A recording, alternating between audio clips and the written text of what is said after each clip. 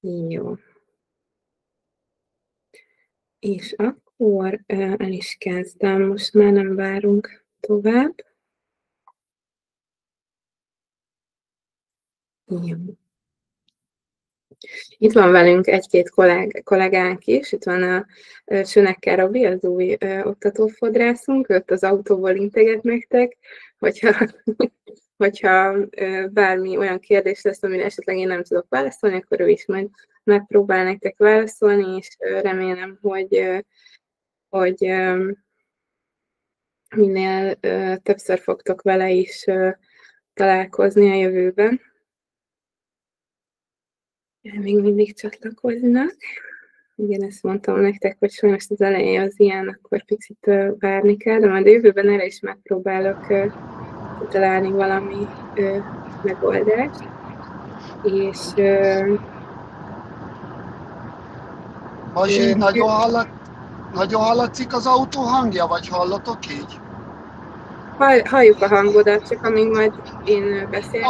Oké, igen, csak ezt akartam, hogy így hallható vagyok-e, mert zúg a kocsi is. Abszolút hallható vagy, igen. Jó. Szuper. Akkor vissza is térünk ide. Ahogy visszalépek, akkor rögtön valaki csatlakozni szeretne. Egy másodperc. Jó.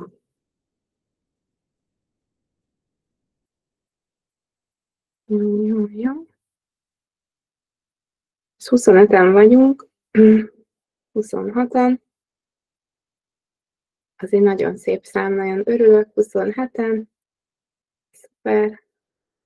Bocsássatok meg, hogy az eleje az ilyen kis nyelvbenyelős. Na jó, megpróbálom akkor újra. Elkezdhetjük. Szóval, mint tudjátok, a mai napon a Milkshake 9 Minutes termékéről lesz szó, ez az új 9 perces hajfesték. Az, hogy új, az igazából csak számunkra új. Maga a termék már létezik 2019-20-21 körül dobták a piacra, amikor javítsatok ki, valakinek van pont a dátuma a Covid idejéről, ugyanis bocsánat, még mindig csatlakozási kérelmek vannak. Jó. Szóval, hogyha valaki tudja a pontos dátumot, mert én már nem emlékszem, és az volt a fő inspiráció, az volt a fő motivációja a cégnek, hogy a Covid idején, amikor ugye korlátozva volt a nyitvatartási időnk, illetve korlátozva volt az is, hogy adott négyzetméteren hányan lehetünk jelen, és mennyi ideig, akkor dobták piacra elsőként a Milkshake-nél ezt a gyors hatóidejű festéket. Pontosan azért, mert tudták, hogy mennyire értékes, és mennyire fontos az, hogy ettől függetlenül maximalizálni tudjuk a bevételünket és a szolgáltatásunkat, és ez volt az egyik legfontosabb cél, hogy ennek kapcsán tudjanak egy olyan terméket biztosítani, ami továbbiakban is képes fenntartani a szalon forgalmát. Ugye ez nem azt jelenti, hogy most jelen pillanatban, vagy a mostani életünkben ennek nincsen létjogosultsága, abszolút mértékben van, és szerintem majd nagyon várom meg közben, aki már használta, az nyugodtan írja le a chatben, hogyha volt valamilyen tapasztalata, illetve nyugodtan a chat felületre írhatok kérdéseket is. Mi Robival összeszedtünk pár kérdést a végére, mert tudjuk, hogy sokszor előfordul, hogy esetleg túltömény, nincs éppen ebben a pillanatban nem jut eszetekbe a megfelelő kérdés, és későbbiekben jut csak eszetekbe, vagy nem mertek kérdezni, úgyhogy mi összeszedtünk egy párat, és hogyha annak a végére jutunk, és akkor is marad bennetek, akkor természetesen felteltitek akár írásban, akár szóban, és a tudásunknak megfelelően megpróbálunk majd rá válaszolni mindenképpen. Szóval piacvezetőként dobták piacra az Even Conceptnél ezt a hajfestéket. A mai napig vannak konkurens cégek, akik csináltak hasonlót. Van 10 perces, 12 perces, 15 perces hatóidejű hajfesték is, de 9 perces nincs, és abszolút elsőként került ez akkor a piacra. Csak ugye nekünk új most itt Magyarországon, mert most hoztuk be. Valakinek be van kapcsolva a mikrofonja, ezt kérem, hogy némítsa le magát, csak azért, mert a többieknek lehet, hogy zavaró lehet, hogyha visszahangzik, vagy visszhangzik, amit mondok. És hogy mit tudunk 9 perc alatt elérni, bárkinek kétségei lennének, abszolút mértékben tökéletes szint és teljes fedést egyaránt. És hogy ez hogyan működik, talán ez a legeslegfontosabb kérdés, ami a legtöbbetekben felmerülhet, hogy mi a technológia mögötte. Nyilván az ilyen extrém mély biokémiai folyamatokban nem fogunk belemenni, nem is tudok, viszont azt, amit tudok, azt nagyon szívesen megosztom veletek. Alapvetően, aki már használta, azt tapasztalhatta is, de még ezt sokszor el fogom mondani, hogy az összetételében nagyobb mennyiségű pigment tartalom található. Ez az egyik oka annak, hogy gyorsabban tud dolgozni, de a fő oka az, hogy maga az antioxidáns tartalma az kevesebb, és ezért az oxidációs folyamat lerövidül a szolgáltatás során. Itt jogosan felmerülhet bennetek a kérdés, hogy esetleg akkor jobban károsítja a hajszál szerkezetet, hogyha az antioxidáns tartalma alacsonyabb. Nem károsítja egyáltalán, tehát ezt külön kell választanunk, hogy van egy olyan kémiai oxidációs folyamat, ami ugye a hajszál belsejében zajlik. Ez ugye a pigmentek és az oxigén reakciójából tevődik össze. Ezen felül pedig van egy biológiai folyamat, ami ugye magára az oxidatív stresszre vonatkozik, ami ugye a fejbőrön és a hajszálakon megy végbe, és ezt a kettőt külön kell választanunk. Nagyon magas antioxidáns tartalma van magának az összetevőknek, de az oxidációs folyamat, tehát a kémiai folyamatban ez lerövidül, és ezért tud sokkal gyorsabban hatást kifejteni a termék. Szóval attól egyáltalán nem kell félnetek, hogy esetleg káros lenne a hajszál szerkezetre, vagy roncsolná a hajat, vagy a fejbőrt esetleg. Akkor nézzük át, hogy milyen előnyei vannak ennek a terméknek. Ugye ez ránk már annyira nincs hatása, hogy ez volt a legelső ilyen tartós hajfesték a piacon, de mivel Magyarországon vagyunk, és még itt olyan nagyon sok helyen én nem láttam, hogy valaki ezzel reklámozta volna az üzletét vagy a szolgáltatását. Ettől függetlenül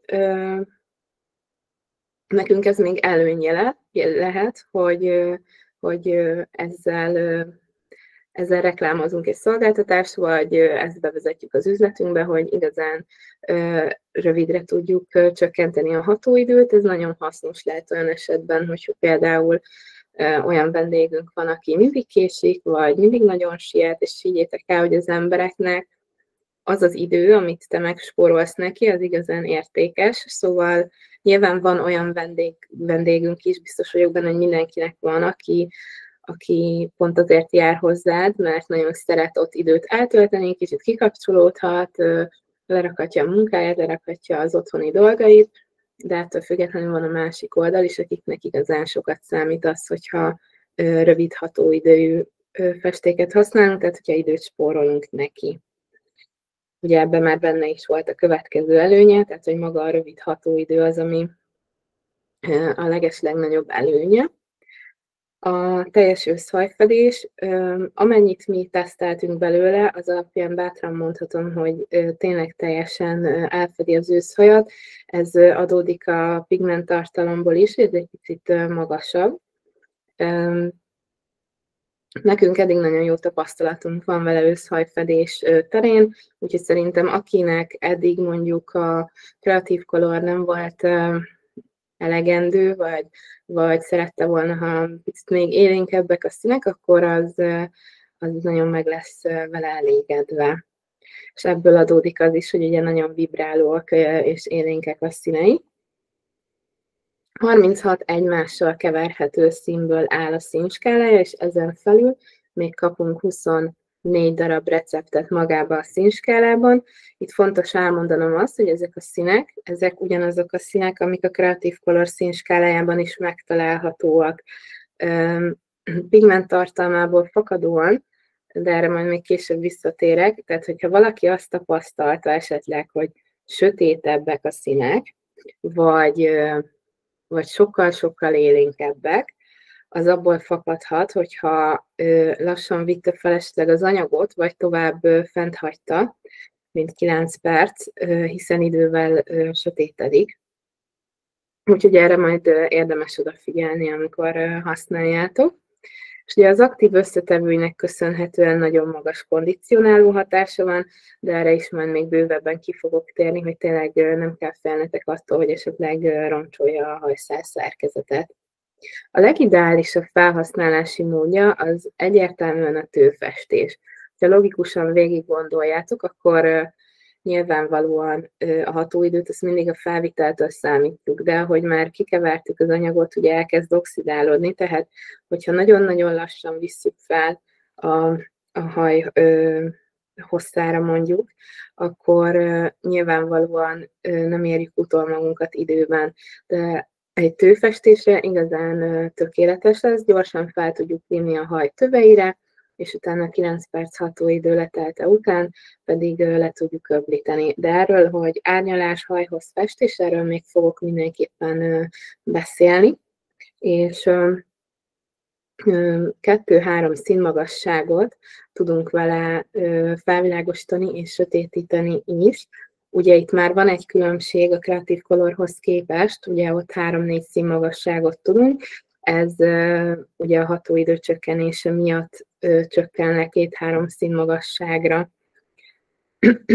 Ugye az innovatív aktív összetevőkről fogok beszélni, ami előnye még, ami minden egyes milkshake-es hajfestékünknek előnye, hogy nagyon jó kiszerelésre van, 100 ml-es ugye a tubus, hogyha egy 1 cm-es lenövést festünk, akkor akár 3 alkalommal is tudjuk használni, hogyha csak azt az egy színt használjuk, értelemszerűen, hogyha keverjük mással, akkor tovább is elég, de nyilvánvalóan ez mindig előny volt szerintem a milkshake termékeknél.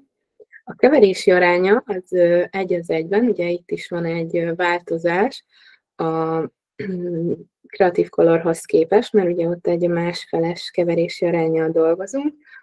A highliftereknél pedig 1:2-ben a keverési arány, highlifternél, ugyanis csak egy van, nem highliftereknél. De nem kell félnetek attól, hogy esetleg nagyon sűrű lenne az anyag, és hogy többet kell használni belőle azért, mert hogy csak 1:1 a keverési aránya. Aki már használta, az is nyugodtan írjon róla visszajelzést. Mi úgy tapasztaltuk, hogy nagyon-nagyon jó állaga van, inkább már az új Beyond Lighthoz tudnám hasonlítani.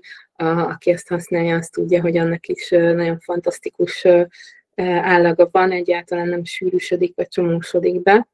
És ami még nagyon nagy előnye szerintem, hogy a milkshake oxidizing előhívóival, emulzióival együtt tudjuk használni, tehát nem kell új előhívót vásárolnunk hozzá, nem tartozik hozzá egy külön előhívó, mert ugye tudjuk, hogy a Smoothieshoz is van külön, a The Glosshoz is van külön, úgyhogy ez szerintem egy nagyon nagy előny, hogy itt már ebből nem kell újat beszereznünk. Ezen felül ugye pedig még 16 tonális sorozat található a színskálájában, de ezeken is végig fogunk majd menni. És akkor jöjjön is maga az innovatív hatóanyag, ami szintén világszínvonalon elsőként került be a kínálatba, és ez nem más, mint a hiperfermentált margaréta kivonat. Hogy miért választották ezt az összetevőt, hogyha belegondoltok, hogy így a tavasz első napjain kibújnak ezek a kis margaréták, és hogy mennyire nagy az ellenálló képességük a környezeti hatásokkal szemben, hogy még ott éjszaka fagy van, hajnalban köd, pára, dara kerül rá, napközben már melegebb az idő, és viszonylag sok a csapadék is abban az időszakban. Úgyhogy ez volt az egyik fő oka annak, hogy ismert nagyon gazdag hatóanyagai mellett nagyon magas az ellenálló képessége. Aki esetleg jártas a táplálkozás tudományban, vagy volt már más oktatáson, és beszéltünk róla, vagy a kémiai összetevők során, az teljes mértékben tisztában van vele, hogy mit jelent az, hogy hiperfermentált egy összetevő, de aki nem, annak megpróbálom ilyen picit konyha nyelven elmagyarázni, hogy értsétek, hogy miért is ennyire hatékony ez az anyag. Ugye a hiperfermentáció az egy olyan biológiai folyamattal kezdődik, amikor magát mondjuk ezt a margarétát különböző enzimekkel kezelik, és ezáltal egyszerűbb kis részekre bontják őket, és utána így ilyen nagyon értékes molekulák szabadulnak fel. És utána következik a fermentációs folyamat, amikor ezeket a molekulákat kis mikroorganizmusok támadják meg, és ezek utána aktív összetevőkké, például fehérjévé, aminosabbá, vitaminokká alakítják át őket. Tehát leegyszerűsítve, a hiperfermentáció során olyan összetevőket tudunk kinyerni egy adott növényből vagy anyagból, amelyet önmagában nem tudnánk kinyerni belőle. És sokkal hatékonyabb összetevőkre tehetünk így szert. Tudjátok, a milkshake világában azért több termékben is megtalálhatóak hiperfermentált összetevők, például a The Glossnál ott van nekünk ugye a hiperfermentált fügekaktusz kivonat, vagy a Simplizen termékek között is nagyon sok termékben található meg hiperfermentált összetevő, akár a hajszerkezetjavító kezelésben is, úgyhogy nagyon sok helyen alkalmazzák, de nem minden növényel vagy összetevővel lehet ezt megcsinálni. És vannak ehhez szám adataink is, hogy mennyivel növekszik egy-egy hatóanyag hatékonysága. Tehát a margaréta kivonatból, hogyha kivonjuk a cukortartalmát, az ugye magáért a nedvesség megkötéséért felelős, és segít abban, hogy hidratáltabb maradjon a haj, és hiperfermentáció után plusz 28%-kal nő ennek az értéke. 15%-kal nő az antioxidáns ereje, és ugye itt is visszatérünk, hogy az antioxidánsok védekeznek az olyan külső oxidatív stresszekkel szemben, mint maga az UV-sugárzás, vagy már a hajfestés, vagy esetleg a smog. És ugye ez az, amit mondtam nektek az elején, hogy ez a biológiai antioxidáns része a történetnek, tehát nagyon-nagyon magas antioxidáns tartalmú összetevők kerülnek bele az anyagba, ami által maga a hajfestési folyamat során védve van. Ami igazán elképesztő, az a plusz 176%-os aminosav és fehérje kiegészítés, amit kinyertek így a margaréta kivonatból. Ugye tudjuk, hogy maga az aminosav, a savak és a fehérjék, azok a keratin alapépítő kövei, úgyhogy ebből is látszódik, hogy abszolút védelmet élvez a hajszál szerkezete a hajfestés közben egyaránt. Ezen felül még plusz 24%-nyi flavonoidokat tudunk kinyerni belőle, ezek ugyan természetes eredetű anyagok, amik szintén védelmet nyújtanak a környezeti hatások ellen. Úgyhogy ez csak egy ilyen számadat azoknak, akik ezt szeretik tudni, vagy érdekesebb számukra, aki meg csak egy-egy mondatot így megtart magának belőle, annak azért lesz értékes információ, ez szerintem,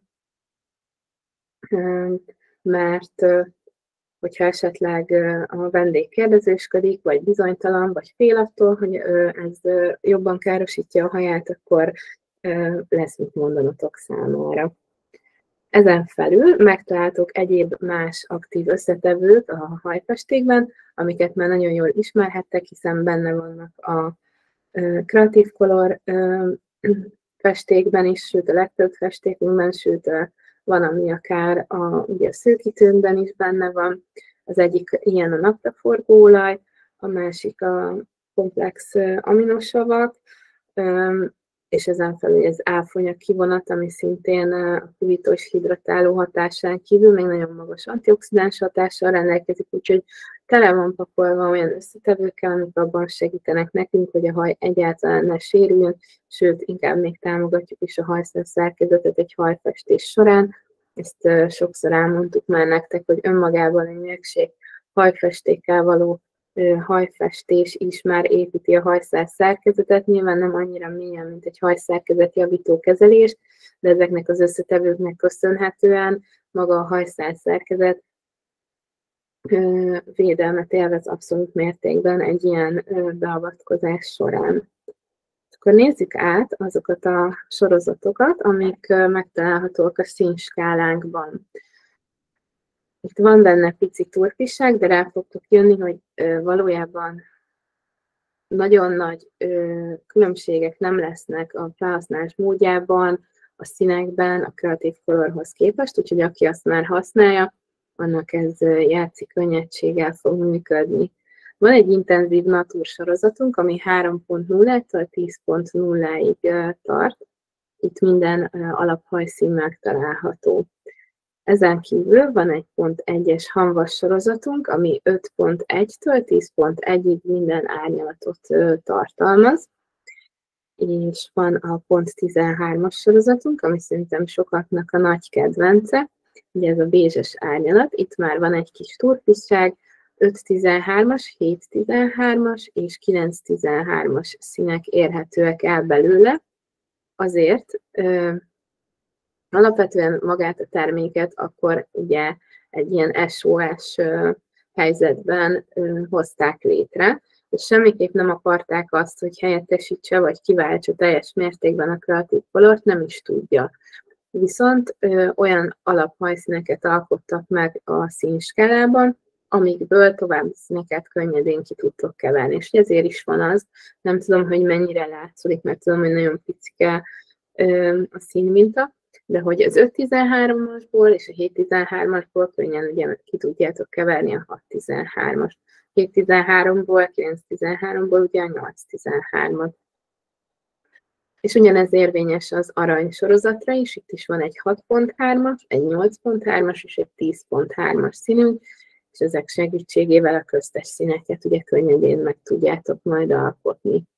Ugyanez érvényes a pont 4-es sorozatra, itt van egy 6.4 és egy 8.4-es színárnyalatunk, és a kettőből meg tudjátok alkotni a 7.4-es színeket.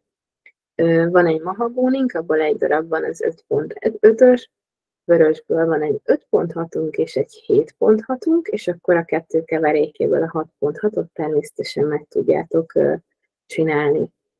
Lilából egy 4.7-es és egy 5.7-es színünk van, csokoládéból van egy 5.31-es, a kávé árnyalatból egy 6.35-ös, további csokoládé színekből van 5.14-es, nekem ez óriási kedvencem a kreatív színskálában is, szerintem egy gyönyörű szép szín. Van egy 5.16-os, és van egy 6.41-es színünk is. A mokkából van egy 8.8-as színünk, illetve egy hamvas mokka 7.81-es árnyalatban.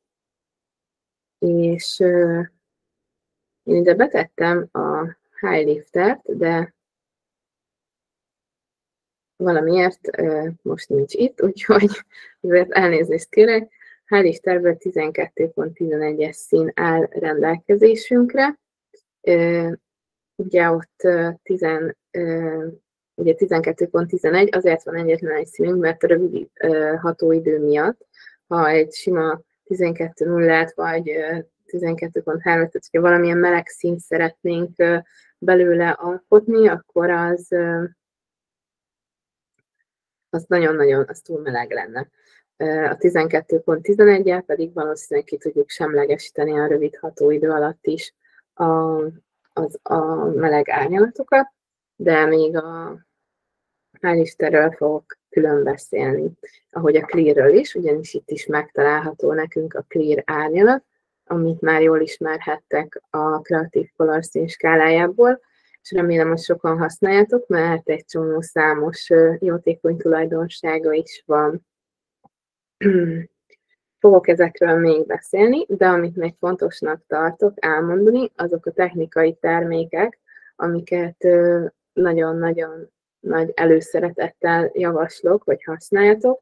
Hogyha valaki ezt már esetleg többször hallotta, akkor elnézést kérek, hogyha ez unalmas, de lehet, hogy van köztünk olyan, aki nem ismeri, vagy nem tudja, hogy miben változott meg a Color Specific termékcsalád, amint tudjátok, kifejezetten azért csinált meg a cég, hogy egy olyan technikai háttértámogatást nyújtson nektek a színváltoztatások folyamán, amivel sokkal tartósabb végeredményt tudtok biztosítani a vendégeitek számára. Maga a Color Specific termékcsalád ugye létezett már eddig is, viszont az elmúlt évben ugye egy megújulás történt a termékcsalád kapcsán. És ez a megújulás nem más, mint hogy megalkottak egy olyan újabb levédett formulát, ami a Chromazone nevet kapta, amitől még tartósabb színeredményt tudtok biztosítani a vendégeitek számára.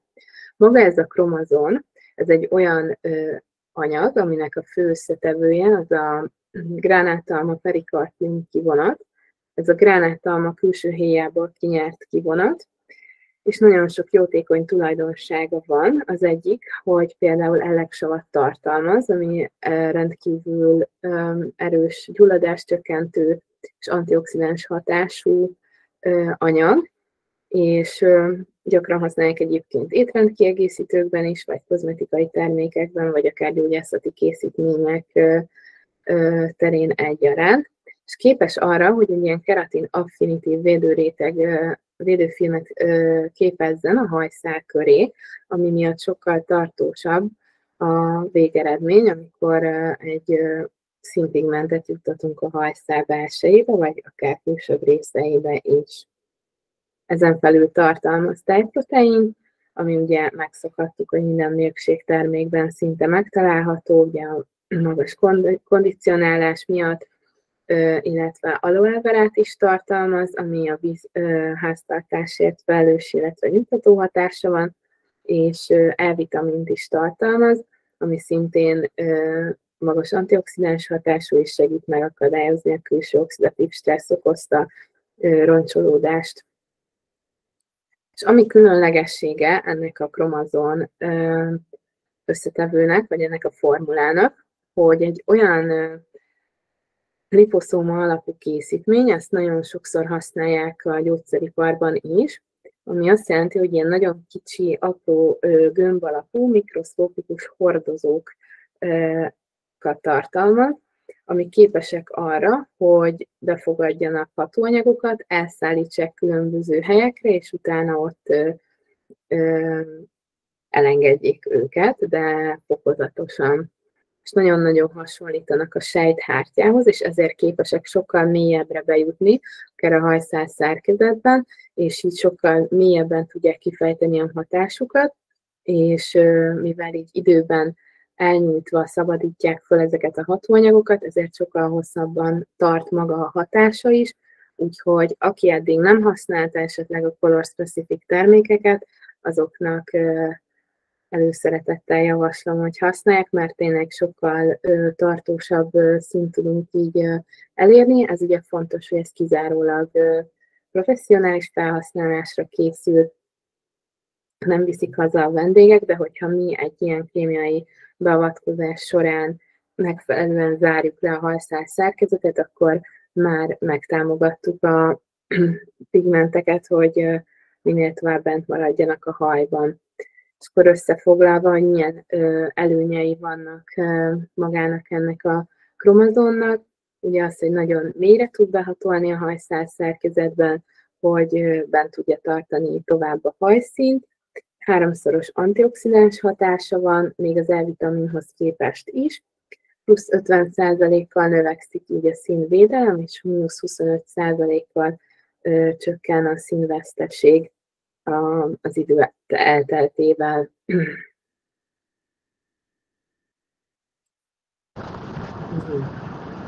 És milyen termékeket érintett? Ezzel kapcsolatban, bocsánat, közbeszólok. Egy tapasztalat, amit én nem nagyon szerettem, ahogy mondtad, hogy a technikai termékeket, aki még nem használta, az próbálja ki. A jótékony hatását ugye mindig azért tudta az ember, de viszont én nem szerettem használni más technikai termékeket, mert soha nem volt vendégélmény. Ami azt jelenti, ugye, hogy ilyen semmi illatuk volt. Úgy lehetett érezni, hogy ez egy ilyen vegyszerszerű valami, ami jótékony hatása van, de tudjuk, hogy főleg a milkshake-nél, ugye, hogy ezek az illatok nagyon fontosak, ezek a gyümölcsillatok és a különböző illatok, ez nem poénból van bent a termékekben, hanem egyszerűen a vendégélmény. És számomra a hatásán kívül ez győzött meg, hogy egyszerűen a vendég megkapja ugyanazt az élményt, mint hogyha egy másik milkshake sampont használnék, vagy bármiféle utókezelőt, mert hogy ezeknek is ugyanúgy megvan az illata, és ez nem minden cégnél van így, hogy a technikai termékek vendégélményt is nyújtanak. Csak ennyit szerettem volna így hozzátenni. Köszönjük. Igen, ez így van, ahogy Robi is mondja, és hogyha valaki használta az előző szériát, akkor szerintem ennek az újnak ezerszer jobb illata van. Az előző sem volt rossz, de ez igazán nagyon finom, legalábbis nekem. Szóval melyik termékeket érinti ez a változás? Ugye van egy teljesen új termékünk, ez a Clarifying Shampoo. Szerintem már sokatok találkozhatott vele, hiszen ez nem egy teljesen új dolog. Tehát az elmúlt egy évben történt meg ugye ez a fejlesztés. Ez a Deep Cleansing Shampoo-t hivatott felváltani. Tehát a Deep Cleansing Shampoo ugye kivezetésre kerül, és helyette lett a Clarifying Shampoo. Ugye a Deep Cleansing volt az a mélytisztító előkezelő samponunk, amivel ugye egy teljesen tiszta alapot tudtunk kapni a kémiai vagy egyéb beavatkozások előtt, tehát akár egy szalon szolgáltatás, akár egy szerkezetjavító kezelés előtt, akár ugye hajfestés előtt, hogyha nagyon sok finis termék van a vendéghaján, vagy ha szeretnénk valamilyen szennyeződést eltávolítani, vagy csak szimplán meg kell nyitnunk a hajszál szerkezetet ahhoz, hogy utána dolgozni tudjunk benne, akkor most már ez a Clarifying áll a rendelkezésünkre. Ugye a Color Stealing Shampoo és kondicionáló, őket eddig is abszolút mértékben ismertük. Ők ugye azok a savas pH-i termékek, amik segítenek a hajszál szerkezet lezárásában a színkezelések után. Ugye ez is már egy ilyen plusz lépés afelé, hogy még tartósabb színeredményt tudjunk elérni a szolgáltatás után. Az Acid Color Sealer, ő volt az, aki ilyen átlátszó üvegben és ilyen lila színű folyadékként jelent meg nálatok. Ugye különlegessége, hogy a pumpás nyomója az olyan, hogyha kinyomjátok az anyagot, akkor ilyen hab állagúvá alakul át. Ez egy annyira nagyon savas pH-jú anyag, amivel tökéletesen le tudjuk zárni a színpigmenteket a hajszál szerkezetbe. A használata az roppant egyszerű, csak szoktak belőle félreértések lenni. A folyamat úgy néz ki, hogy egy színezés, színváltoztatás, hajfestés után, a hatóidő lejárta után a színt leöblítjük a hajról alaposan, utána felvisszük az Acid Color Sealer-t, eloszlatjuk a haj hosszán és a haj végein, fent hagyjuk 3-5 percig, és utána ezt nem kell leöblítenünk, hanem rögtön mehet rá a Color Stealing Shampoo. Nyilván utána azt már lemossuk, és akkor utána kondicionáló. Úgyhogy előszeretettel javaslom az ő használatát is. Illetve itt van nekünk a ProColor Equalizer, ami nálam az ilyen top termék a technikai termékek közül. Hogyha valaki esetleg nem használta még, akkor adjon neki egy esélyt. ő arra, neki olyan funkciója van, hogy a haj pH értékét tudja kiegyenlíteni. Miért fontos ez?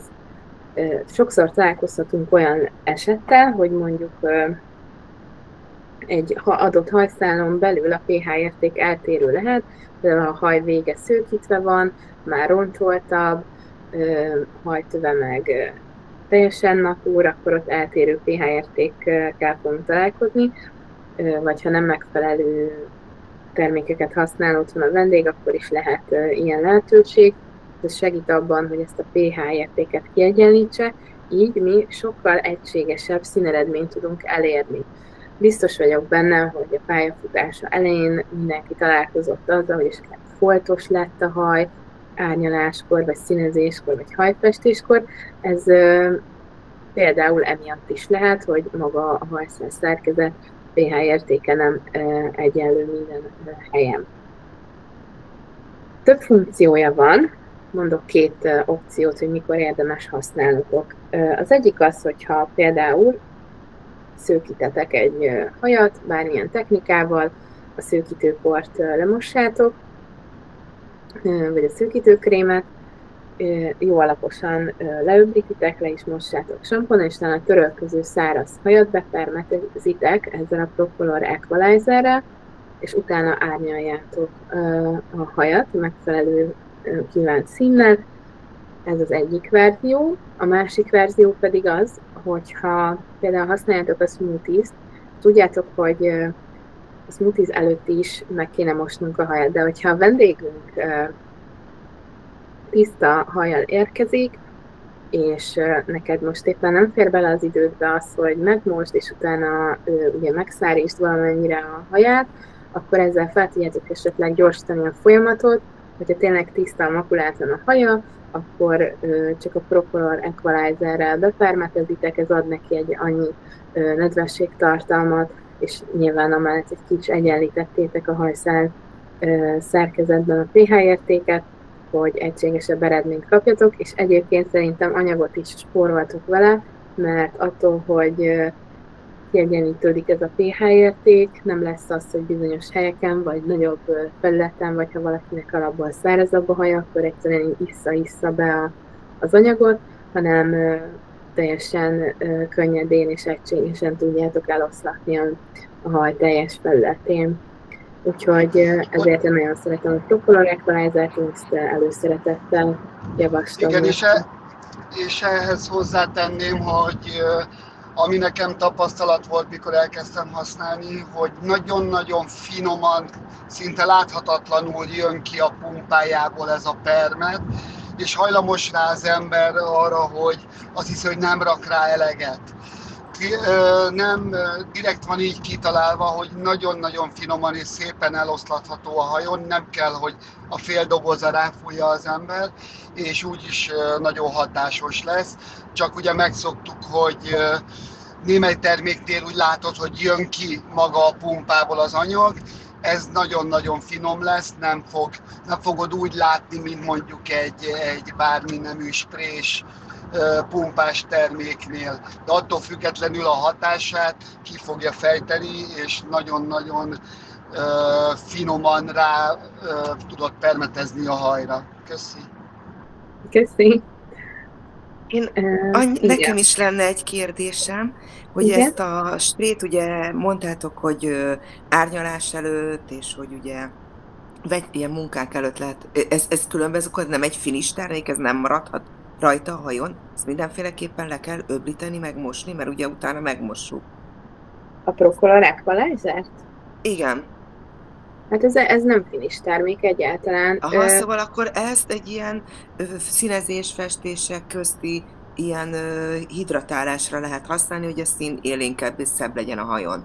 Igen, abszolút mértékben, és erre van egyébként egy másik termék is, hogyha esetleg valaki sokat szőkít, és tudjátok, hogy azért az idő múlásával a szőkehaj sérülékenyé válhat, és ha úgy érzitek, hogy egy gyors proteinfeltöltésre lenne szükség, akkor ehelyett még árnyalás előtt, tehát a szőkítő lemosása után és árnyalás előtt javaslom az Integrity-nek az állépését is, azt is nyugodtan használhatjátok akár ott a fejmosóban, hogyha bepermetezitek vele a haj hosszát, akkor adtok egy plusz táplálást, és az is segíteni fog abban, hogy egységesebb színeredményt kapjatok, de hogyha nem annyira roncsolt a haj, akkor ez a Propolar Equalizer is tökéletes lehet.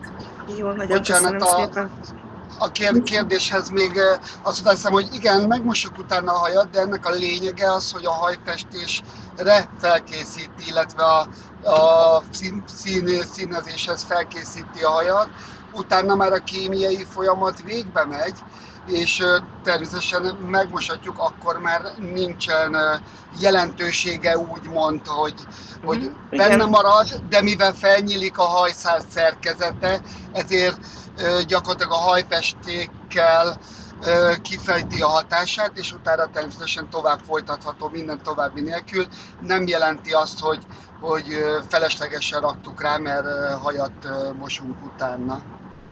Jó, csak kérdeztem, hogy hát ha van több funkciója. Köszönöm. Köszönjük.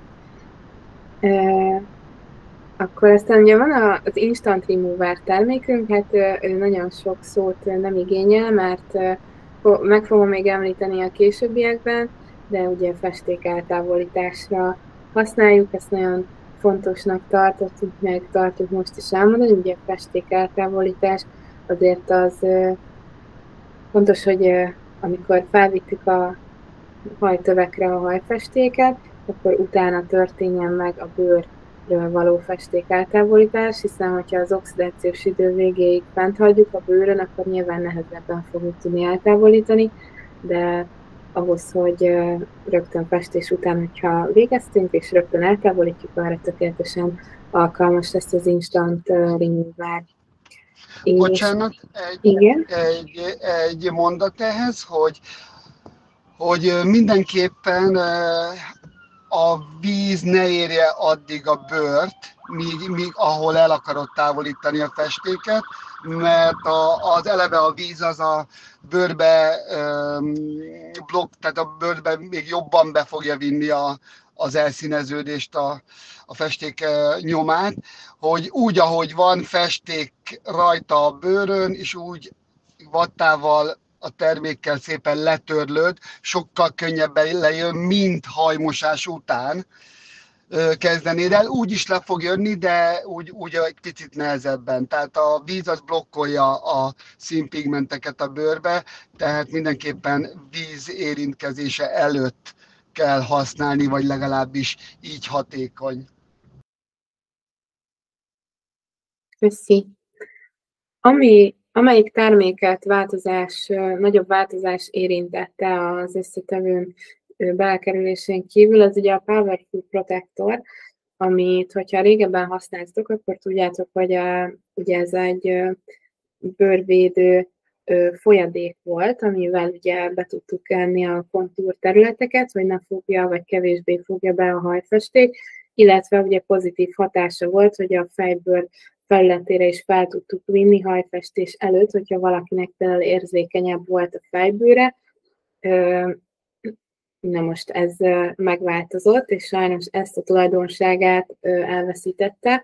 Most már egy ilyen tégelyes kiszerelésbe kapjuk meg, egy ilyen krémes állagú termékként, aminek a felvitele egyszerű lehet ezáltal, hogy nem annyira folyékony, viszont a fejbőr felületére már nem tudjuk felvinni, csak ugye a kontúr részekre, óvatosan, tehát hogy nyilvánvalóan óhatatlanul találkozni fog itt a babahajakkal a kontúr területen, viszont a fejbőr felületére már nem tudjuk felvinni, mert a krémes állagának és az aloe vera tartalmának köszönhetően most már utána, hogyha festék kerül a hajtövekre, akkor ott fennáll az esély, nem fogja be a hajszálakat, úgyhogy sajnos ő számunkra nem jó irányba változott, de ettől függetlenül köszönjük, hogy van.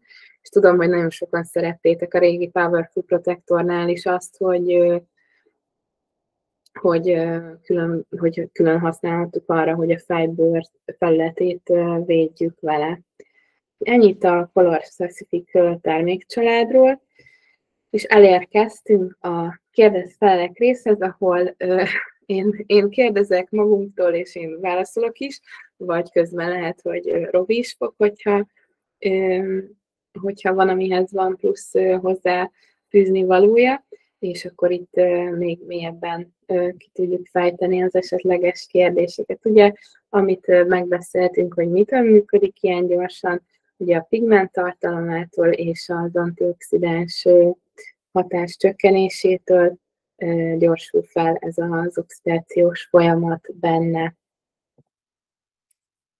Ugyanolyan eredményt várhatunk el tőle, mint a hagyományos állandó hajfestékünktől, ugye ez a Creative Colorhoz való összehasonlítás. Ugye ami különbség, hogy csak 3 színmagasságot tudunk felvilágosítani, 4-et már nem, viszont a magasabb pigment tartalomnak köszönhetően telítettek és élettelteliek a színek. Fontos, ezt még lehet többször át fogom mondani, hogy ha tovább hagyjuk fent, akkor sötétedni kezd, úgyhogy nagyon fontos az, hogy időben vigyük fel, és tartsuk be a hatóidejét, hogyha megfelelő színeredményt szeretnénk elérni. A Creative Colorban található színekkel összehasonlítva ugyanazt a színeredményt kell kapjuk 9 perc alatt, viszont ahogy növekszik a hatóidőnk, úgy sötétedni fog az anyag. Milyen keverési aránya van a 9 perces hajfestéknek? Ugye ezt is megbeszéltük, hogy az alapszíneknek 1:1-hez, a Highlifternek pedig 1:2-höz a keverési aránya, nem befolyásolja az állagát, nagyon klassz állaga lesz, egyébként nincs is ilyen erős szúrós ammónia szaga vagy illata, úgyhogy abszolút mértékben jól alkalmazható. A Highliftereknek is 9 perc a hatóideje, szerintem ez egy nagyon fontos kérdés és információ. Nem, a Highliftereknek 20 perc a hatóideje, de ez is egy hatalmas előny azért ahhoz képest, hogy a Creative Colornál mondjuk 40, 50, akár 60 percre is kitolódhat a Highlifterek használata. Itt egy plusz információ, tehát itt, hogyha a normál színeket alkalmazzuk a 9 Minutes hajfestékeknél, akkor a hatóidő kitolható maximum 12 percre, olyan esetben, hogyha a vendégnek nagyon ellenálló, porózus, vastagszálú vagy nagyon erős őszhaja van, amit esetleg nehezebben fog be a hajfesték. A Highlifternek a hatóideje pedig kitolható 25 percre is. Olyan esetben például érdemes még ezt a hatóidő kitolást megtartani, hogyha előtte esetleg nagyon hideg helyen tároljátok a hajfestékeket, bár azt gondolom, hogy a legtöbbeteknél azért ott van bent az üzletben, nem egy ilyen külön raktárhelyiségben tároljátok, de ha esetleg úgy érkezik, hogy a területi képviselőt hozza, és a kocsiába volt, és nagyon hideg a festék, akkor ki lehet tolni még egyszer. A normál színeknél max 12 percre, a Highlifternél pedig 25 percre. Agresszívebb a hagyományos színekhez képest, például a Creative Colorhoz képest, ugye ezt is megbeszéltük, hogy nem agresszívebb. Én a saját fejemre is felkentem, nekem egyébként elég érzékeny általában a Smoothies-val festem a hajamat a fejbőröm. Egyáltalán nem irritálta a fejbőrömet, nem éreztem szúrós ammónia illatot sem, úgyhogy ugye ezt megbeszéltük, hogy mennyi olyan jótékony összetevő található meg a termékben, aminek segítségével folyamatosan védve van a fejbőr és a hajszálak is, úgyhogy nem agresszívebb. Hogyha valakiben felmerül a kérdés, ezt így megelőzöm, hogy az ammónia tartalma magasabb-e, valamennyivel magasabb az ammónia tartalma, ez nagyjából 0,1 és 0,3% közé tehető, amivel magasabb a kreatívnál az ammónia tartalma, viszont a piacon nem az ammónia tartalom számít, hanem az, hogy milyen hidratáló képessége van egy anyagnak. Tehát, hogyha azt vesszük, hogy mennyire sok aktív összetevőt tartalmaz ez a hajfesték, akkor abszolút mértékben szerintem meg lehetünk győződve arról, hogy biztonságosan alkalmazhatjuk. Milyen szerepet tölt be ugye a Clear a színskálában? Hogyha használjátok a Creative Color-nál, ugye mondtam, hogy erre még visszatérünk, ugye tudjátok, hogy a Creative Color-nál is 3 különböző funkciója van a Clear-nek. Itt 2 van, külön a harmadik nincs kiemelve. Alapvetően ugye tudunk vele pasztelizálni, tudjuk a színek telítettségét csökkenteni, hogyha valamelyik szín nekünk túl intenzív, és egy picit világosabb vagy pasztelesebb árnyalatot szeretnénk elérni, akkor ebben az esetben a választott színhez mérten 50%-ban, tehát a felét tudjuk hozzáadni. A másik funkciója pedig az, hogy növeljük egy adott szín felvilágosító képességét, mert ugyanúgy, ahogy a Creative Color-nál is, itt is a Clear-nek magasabb az ammónia tartalma, nagyjából a Highlifterrel megegyező, tehát magasabb a szívó képessége is. Így hozzáadhatjuk a festékekhez, maximum egy-negyed részben, tehát hogy az adott színünkhöz mérten egy-negyed részben, és akkor így tudjuk fokozni a felvilágosító erejét is.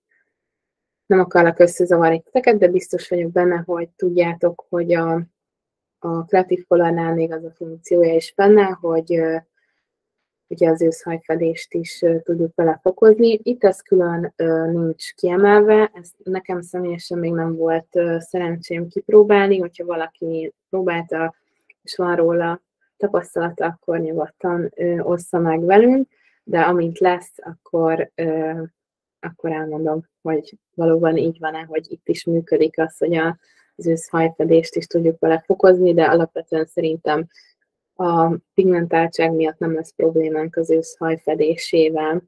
És ugye külön a Clear-t egyébként használhatjuk fóliában is, vagy önmagaként is, mint felvilágosító anyagot. Nyilvánvalóan maximum egy árnyalatot tudunk vele felvilágosítani, de van egy ilyen funkciója is. Mire elég 9 perc az üzletben?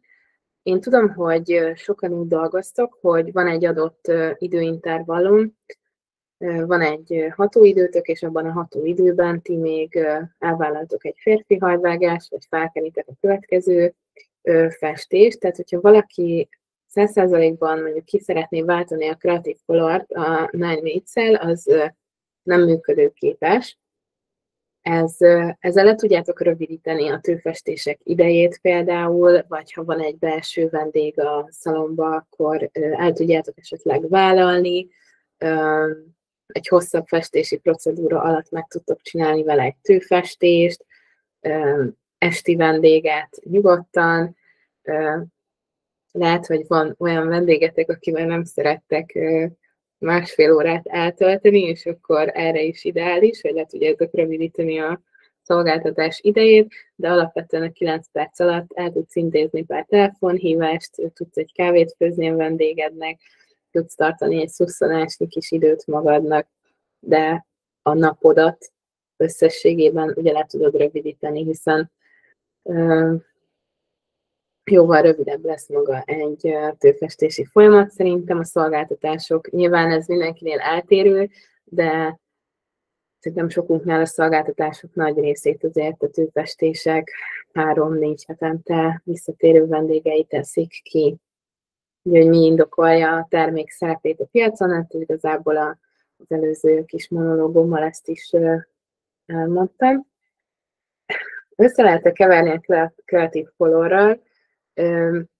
Mondom, hogy van egy gondolatotok ezzel kapcsolatban, meg hogy ez milyen kérdés már. Ismerjük a fodrászainkat, és tudjuk, hogy sokan vagytok, akik kísérleteznek, szeretik kevergetni a termékeket. Alapvetően erre az a válasz, hogy nem. Egyáltalán nem javasolt a keverésük, hiszen a két terméknek a formulája, a pigmenttartalma és az előhívási vagy hatóideje ugye eltérő, így azért, hogyha keverjük őket, akkor az nagyban befolyásolhatja a végeredményünket. Alapszint fel tud világosítani, természetesen. Természetes alapszint, ugye 2-3 színmagassággal tudunk felvilágosítani a megfelelő előhívó használatával. Fedi-e 9 perc alatt az őszhajat? Nálunk 100%-os végeredményt nyújtott, úgyhogy abszolút mértékben fedi az őszhajat, ugye az alapőszfedéshez, vagy szín-a-színben festésekhez a 6%-os előhívót javasolja a gyártó, úgyhogy itt sincs eltérés a Creative Colorhoz képest. Nem irritálja-e a Fibert, hogyha ennyire gyors? Ugye ezt is megbeszéltük, hogy egyáltalán nem. Tele van olyan aktív összetevőkkel, amelyek segítik a Fiber és a hajszálak védelmét a folyamat során, viszont azért azt elmondanám, hogy nyilvánvalóan, hogyha irritált, gyulladt Fiberrel találkozunk, akkor az abszolút mértékben nekünk a szolgáltatónak a felelőssége, hogy ne tegyünk rá semmilyen olyan terméket, ami tovább ronthat az állapotán, úgyhogy ha egy teljesen problémamentes, egészséges Fiberrel találkozunk, akkor nyugodt szívvel alkalmazhatjuk ezt a terméket is. Mennyi? Ja igen, ha több benne a pigment, a festék eltávolító el tudja eltávolítani, ugye ezt már kiveséztük, és akkor Robi is adott ugye plusz tanácsot, hogy ne a lemosás után, a vízzel való érintkezés után próbáljuk meg eltávolítani, hanem ahogy felvittük a hajfestéket, és elkezdődik a hatóidőnk, akkor vattával töröljük le, és ugye az Instant Remover termékkel. Mennyi idő kell a hajfestés után, mire a hajszerkezet visszazárul? Ugye ezt alapvetően a haj pH értékének a visszaállításával, lezárásával gyakorlatilag ezt azonnal el tudjuk érni, főleg, hogyha color-specific termékeket használjuk, és utána, hogyha a vendég is otthon megfelelő termékekkel ápolja a haját, akkor nagyon tartós lesz maga a hajszín, és ezen felül pedig, hogyha nem használunk semmilyen terméket, akkor azért ugye 48-72 órára van szükség ahhoz, hogy lezáruljon a hajszál szerkezet. Váltogathatjuk-e a 9 perces és a kreatív festéket ugyanazon a vendégen? Ugyanabban az árnyalatban természetesen nincsen akadálya, viszont hogyha nem tartjuk be a hatóidőt, és esetleg tovább fent hagyjuk a 9 perces hajfestéket, akkor amikor mondjuk szeretnénk majd egyszer ezt eltávolítani, akkor esetleg lehet ebből problémák, de alapvetően, hogyha betartjuk a hatóidőket és ugyanazt az árnyalatot használjuk, akkor különböző alkalmakkor természetesen váltogathatjuk, nyilván nem egy időben. A hajhosszán is használhatjuk-e? Ehhez viszont egy kortyot előttem, meg bocsánat, lehet, hogy krahácsolok egy kicsit.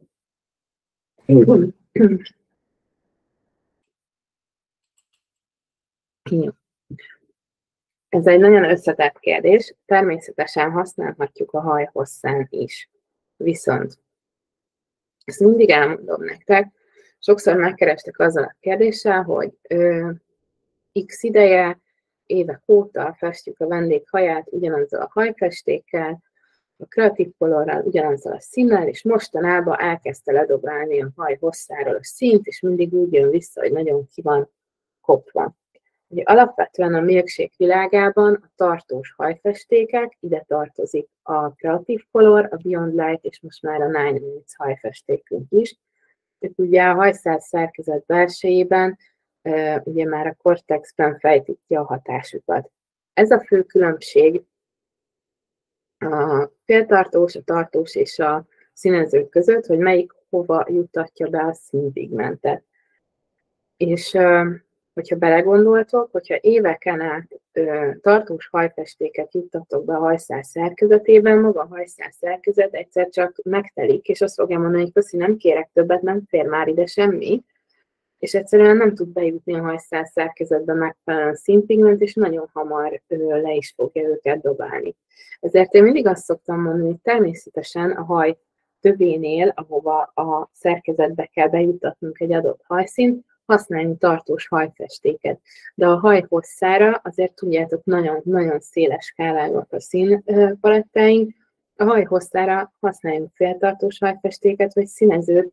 Ugye a féltartós hajfesték az a kutikula, vagyis a kutikula belső részére hat, a színező pedig a kutikula külső részére hat, tehát tudjuk oda felvinni ezeket a színpigmenteket, és higgyétek el, hogy kevésbé fognak kikopni, mint hogyha folyamatosan a hajszál szerkezet belsejébe szeretnénk bele nyomni még több színpigmentet, mert egy idő után elég lesz neki. Ettől függetlenül a 9 perces hajfestéket használhatjuk a haj hosszán, viszont fontos, hogyha felvittétek a haj tövére, és szeretnétek a haj hosszára is felvinni, akkor keverjetek ki egy új keveréket, hiszen addigra már eltelik annyi idő, hogy nem biztos, hogy ugyanazt a színeredményt fogjátok tudni elérni a haj hosszán, illetve nagyon gyorsan kell dolgoznatok, és tehát ha valakinek például kevesebb haja van, vagy vékonyabb szálú haj, akkor gyorsan fel tudjátok vinni, ott ugye már a tőnél figyelitek a hatóidőt, a haj hosszán kevesebb lesz. Elnézést kérek.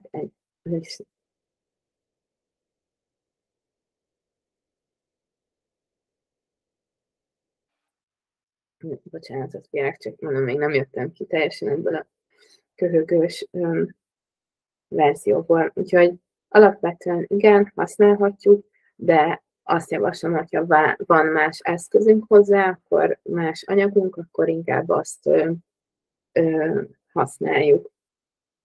Illetve, hogy használhatjuk-e szakál festésére, alapvetően a pigment tartalma miatt logikus lenne ez a kérdés, ha esetleg valakiben felmerült, hiszen nyilvánvalóan az erős szőrzetet is nagyon jól befogná. Viszont a picit magasabb ammóniatartalom miatt, mivel a száj, az orr, nyálkahártyákhoz nagyon közel kerülne fel ez az anyag, ezért irritációt okozhat, úgyhogy semmiképpen nem javasoljuk sem a szakál, sem a szemöldök, sem a szempillák festésére. Hoztunk egy példát, aki már ismer, azt tudja, hogy mindig anyukám az egyik tesztalany, 100%-ban ősz hajára a sima 10.0-ás 9 minutes festéket vittük föl, és direkt kizárólag 9 percig hagytuk fönt, és szerintem amennyire látjátok, 100%-ban működött, és nagyon szép szint, nagyon szép természetes szőke hajszínt kaptunk. Ezen felül még gyűjtöttem nektek egyéb példákat is. Ezt nem mi csináltuk, ezeket más fodrászoktól szedtem, akik esetleg régebb óta használják, külföldiek. Itt például láthatok egy szintén nagyon magas 100%-ban őszhajat, van közte még egy-két ilyen szürkésebb, vagy sötét szürke szín is. Ide a 10.0-át, a 9.13-at, és ugye a 15 volumen az nagyjából 4%-os előhívóval vitte föl, valószínűleg, hogy több lépésben, tehát először a haj tövére, és utána a haj hosszára egy külön keveréket, de látjátok, nagyon szép végeredményt kapott. A következő az, ami egy picit érdekes, és akkor erről még mondok pár gondolatot, hogy ugye 6.0 és az 5.1 keverékébe tett a fodrász gold aranyszínű pure pigmentet. Ugye a pure pigmentek, hogyha valaki esetleg nem ismeri őket, azok a 100%-ban ammóniamentás pigmentek, ugye ez ilyen folyadékállag pigment, ami 100% pigmentet tartalmaz, nagyon-nagyon pigmentet, amit bármelyik színváltoztató termékhez hozzá tudunk keverni. Erre vannak külön szabályaink, nagyon kevés kell belőle, 6 színárnyalatban létezik, és hozzá tudjuk adni a Creative Colorhoz, a Beyond Lighthoz, a Smoothieshoz, a Glosshoz, a Direct Colorhoz, és természetesen a 9 Minutes hajfestékhez is. hogyha szeretnénk, vagy kevés a színszkálán található színek száma, és szeretnénk egy picit egyedibbé varázsolni, vagy több hideg pigmentre van szükségünk, vagy több aranypigmentre van szükségünk, vagy még én inkább piros árnyalatot szeretnénk, akkor a pure pigmenteket hozzá tudjuk keverni. Tényleg nagyon kevés kell belőle. Illetve van egy fényképünk, az Ultra Blond, ugye a High Lifter hajfestékről, ugye 12.11-eshez. Itt is érvényes az lehet, hogy elfelejtettem nektek mondani, hogy mindenképpen 12%-os előhívóval használjuk, és látjátok, hogy ugye az alap, a kiindulási alap az egy ilyen félig melírozott, félig ősz, félig natur, ilyen kaotikus egyveleg, de egy ilyen egységes, szép, világos szürke hajszínt tudtak vele készíteni.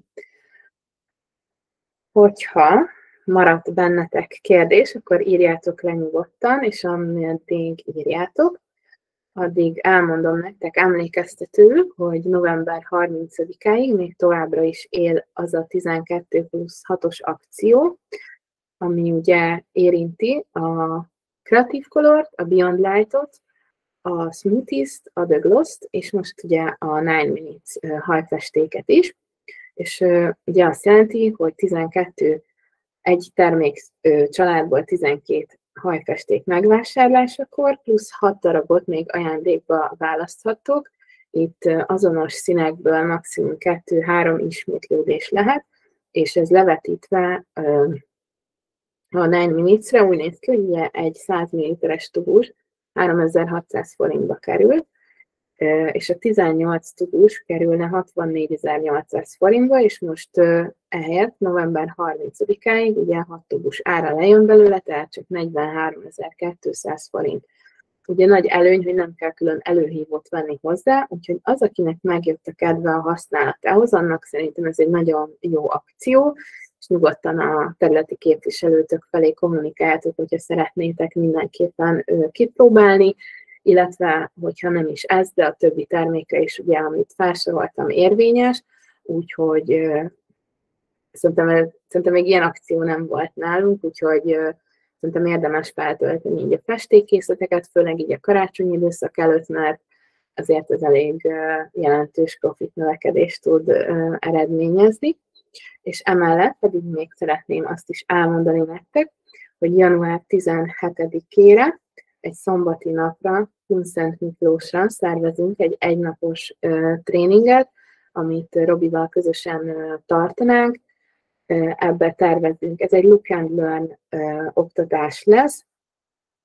A délelőtti részben a 9 Minutes Colorról lesz szó, és modelleken fogjuk alkalmazni is.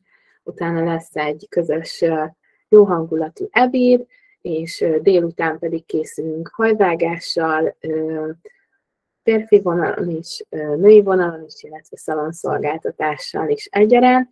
Úgyhogy ha van kedvetek hozzá, akkor hamarosan ez az esemény nyilvános lesz, és tudtok majd érdeklődni a területi képviselőtöknél, hogyha szeretnétek rajta részt venni.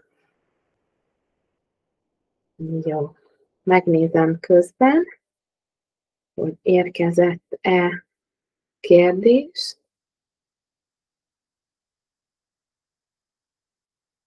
Visszapörgetek.